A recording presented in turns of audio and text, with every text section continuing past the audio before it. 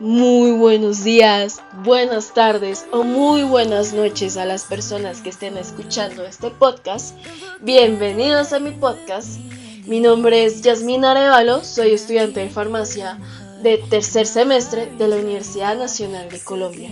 Y el día de hoy vamos a hablar algo que me llama mucho la atención y es de los descubrimientos del telescopio espacial Hubble.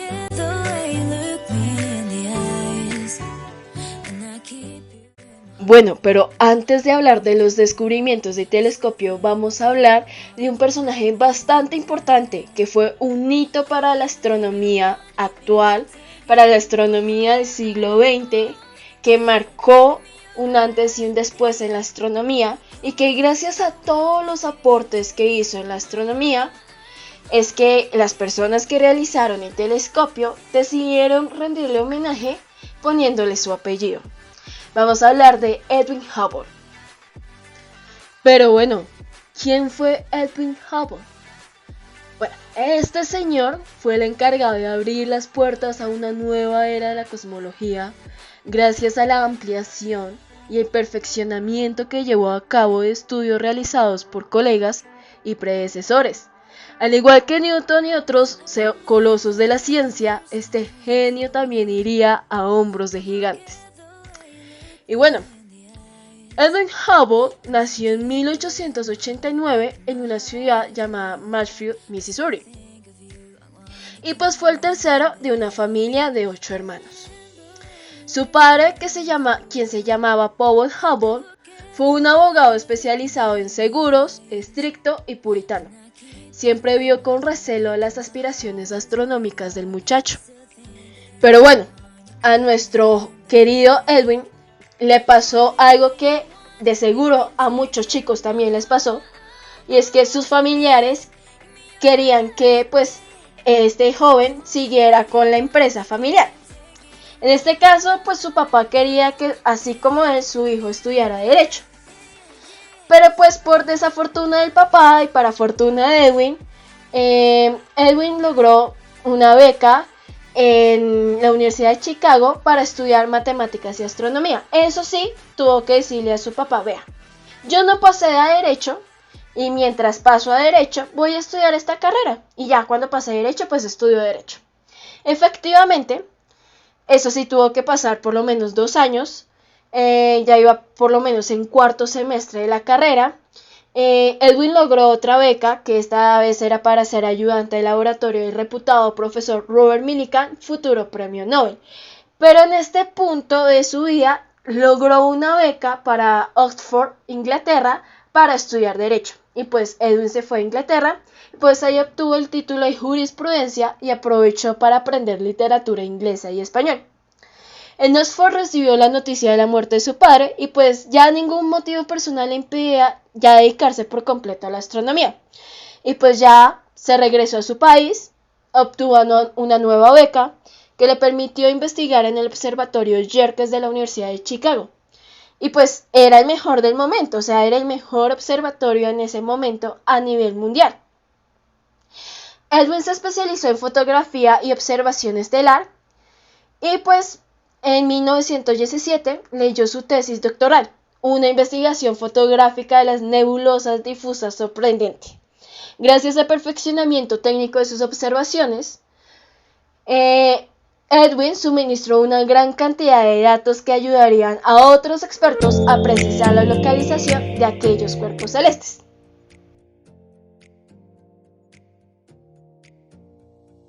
Pero bueno, ya cuando Edwin sacó su tesis doctoral, en ese momento la astronomía estaba en un momento crucial. Hacía poco que Albert Einstein se pegó uno de sus viajecitos, pero no es del viajecito que ustedes creen, sino que él estaba viajando por el cosmos mediante cálculos matemáticos. De acuerdo con su teoría de la relatividad general y sus ecuaciones, el universo no podía permanecer estático, sino que tenía que expandirse o bien contraerse, alguno de los dos. Por eso el físico alemán se sorprendió cuando, tras preguntar su opinión a los astrónomos, la mayoría de estos le contradijo, afirmando que el espacio era, en esencia, inmutable, es decir, que ni se contraía ni se expandía. Bueno, La naturaleza del universo constituía otro tema candente. Parte de la comunidad astronómica, encabezada por el holandés Jacobus Cornelius Kapteyn, postulaba la existencia de una única galaxia, aplanada, que pues en este caso se le llama Vía Láctea. Pero esta teoría decía que el Sol era el centro de la Vía Láctea. Una variante de esta tesis, liderada por el norteamericano Harlow Shapley, discrepaba de esta idea en un detalle relevante. Consideraba que el Sol no era el centro de la Vía Láctea.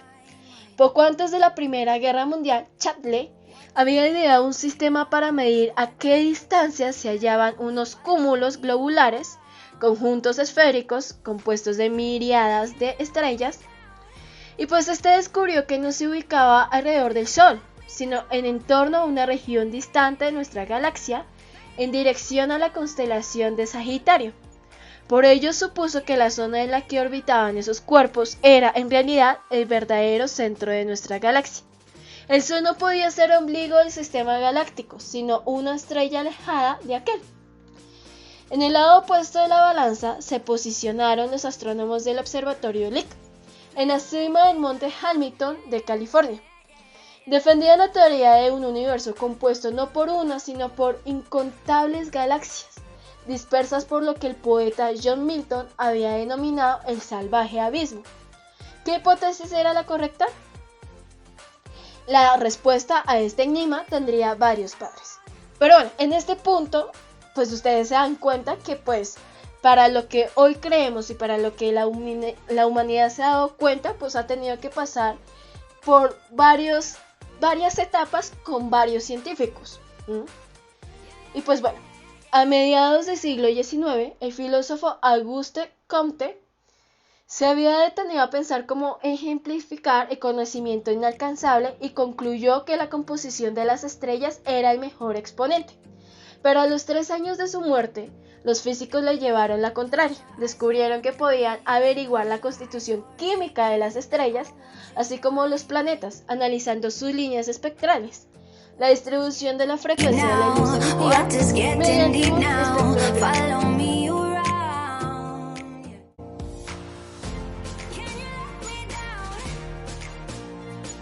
Pero bueno, ya después de que se descubrió que la constitución de las estrellas era química, así como los planetas, medio siglo después de esto, el astrónomo norteamericano Besto Melvin Slipper, en 1912, hace un análisis de la espectrografía de distintas nebulosas. Y bueno, antes de seguir con el tema, ¿qué es una nebulosa? Porque yo creo que yo les hablo y la gente dirá, ¿pero qué es una nebulosa? Bueno, pequeño paréntesis chiquito para explicar qué es una nebulosa. La nebulosa es una nube gigante de polvo y gas en el espacio. Algunas nebulosas provienen del gas y el polvo expulsado por la explosión de una estrella moribunda, como una supernova. Otras nebulosas son regiones donde comienzan a formarse nuevas estrellas. Bueno, ahora, siguiendo con el tema, entonces quedamos que las líneas espectrales de las nebulosas estaban desviadas hacia el color rojo. ¿Esto qué significaba? Significaba que la mayoría de las nebulosas se alejaban del Sol, algunas de ellas a velocidades de hasta 1100 km por segundo, según sus cálculos.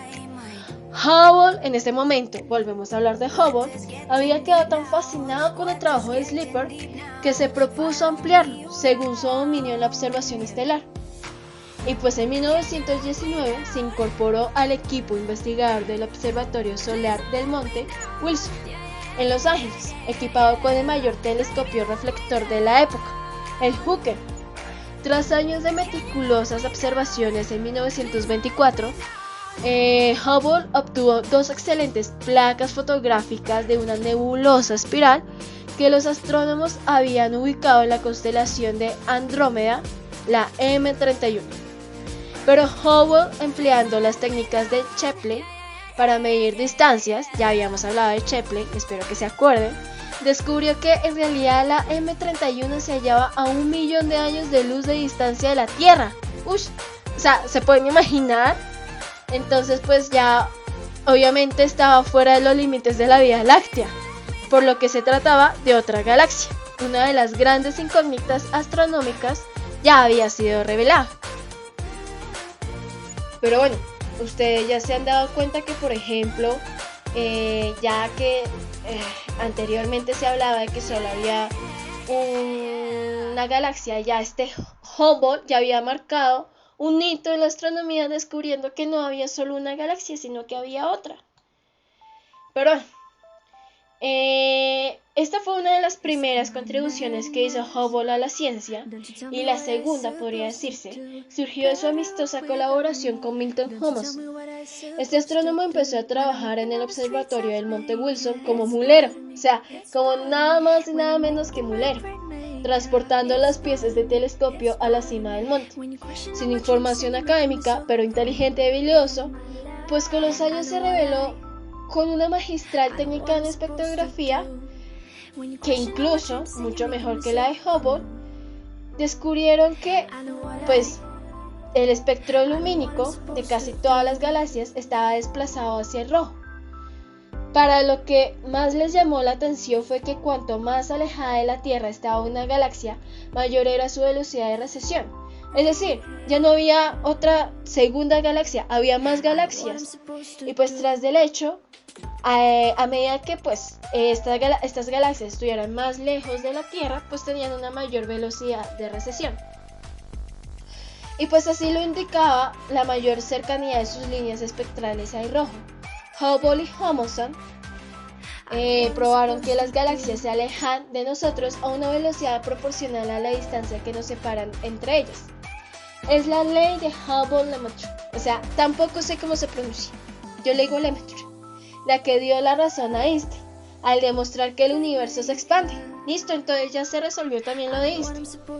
2 años antes de que Hubble expusiera su teoría, otro astrónomo, el sacerdote belga Georges Lemaitre, había llegado a la misma conclusión, aunque únicamente en el ámbito teórico. Cuando su tesis, publicada en francés en 1927, se tradujo al inglés en 1931, Lemaitre decidió omitir los párrafos dedicados a la expansión del universo, quizá porque para ese entonces ya estaban desfasados. Y bueno, finalmente, Hubble murió en 1953, pues el telescopio espacial que lleva su nombre, además de confirmar el ensanchamiento cósmico, ha revelado que la expansión se está acelerando. Una misteriosa fuerza, la llamada energía oscura, es la responsable de ello. Pero bueno, ahora sí a lo que vinimos. Ahora sí vamos a hablar del telescopio espacial Hubble. Este telescopio es un observatorio astronómico ubicado en órbita alrededor de la Tierra y fue lanzado al espacio por la NASA en 1990 y es considerado uno de los telescopios más importantes y revolucionarios de la historia de la astronomía. Y pues este telescopio se caracteriza porque sí, efectivamente ha descubierto muchas cosas. Y vamos a hablar de eso, de qué cosas descubrió este telescopio.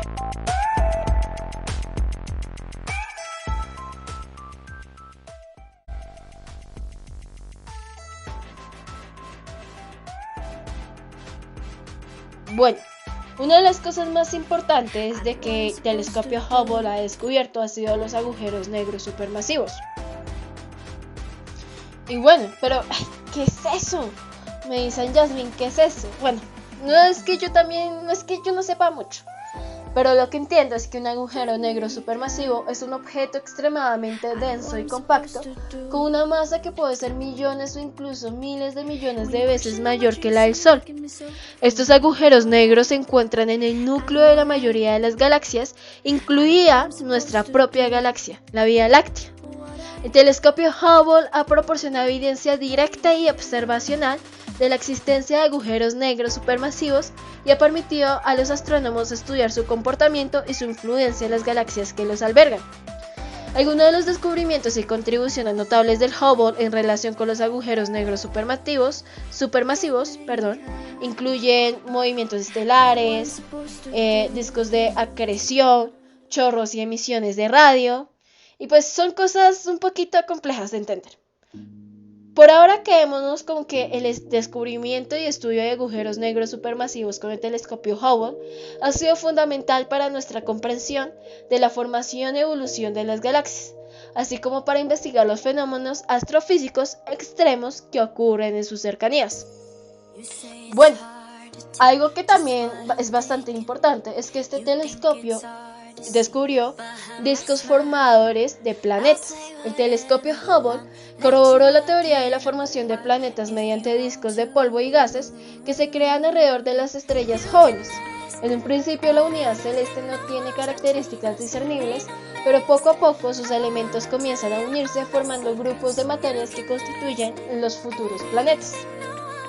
Bueno, también Hubble descubrió fuegos artificiales de la galaxia NGC 4258. A 23 millones de años de luz, los fuegos artificiales con luz galáctica de la galaxia espiral es un espectáculo que el telescopio espacial Hubble tampoco ha dejado pasar desapercibido. El descubrimiento tiene su origen en la combinación de un agujero negro gigante, ondas de choque y grandes reservas de gas. Bueno, algo también chévere es que Hubble no es que hubiera descubierto Júpiter, pero captó el planeta más grande del sistema solar en su máxima aproximación a la Tierra del año, a una distancia de 668 millones de kilómetros. Gracias a las fotografías se conoció de forma más definida la imagen de la Gran Mancha Roja y la conocida como Mancha Roja Júpiter.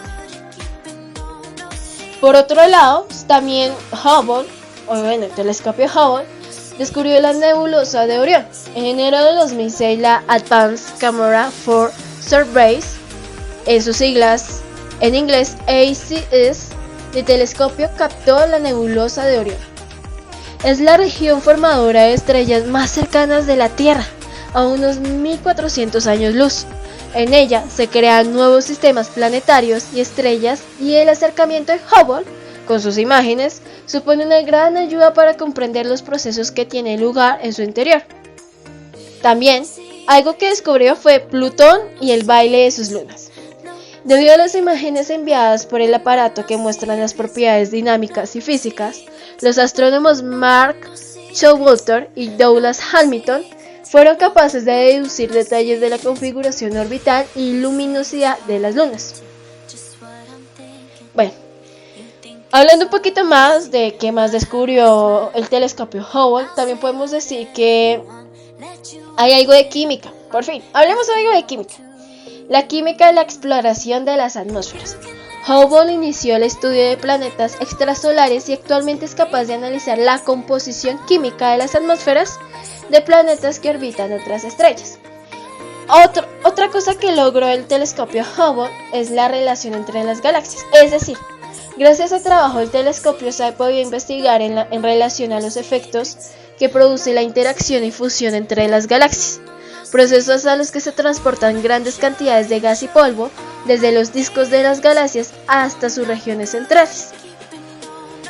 Y bueno, vamos a hablar de estas dos últimas cosas. Primero, el telescopio Hubble descubrió un universo acelerado. Este proporcionó imágenes y datos que ayudaron a analizar el proceso de crecimiento del universo.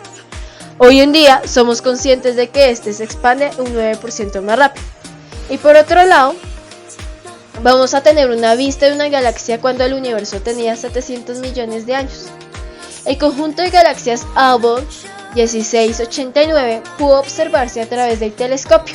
Se trata de un cúmulo de elementos celestes vistos cuando el universo tenía tan solo 700 millones de años.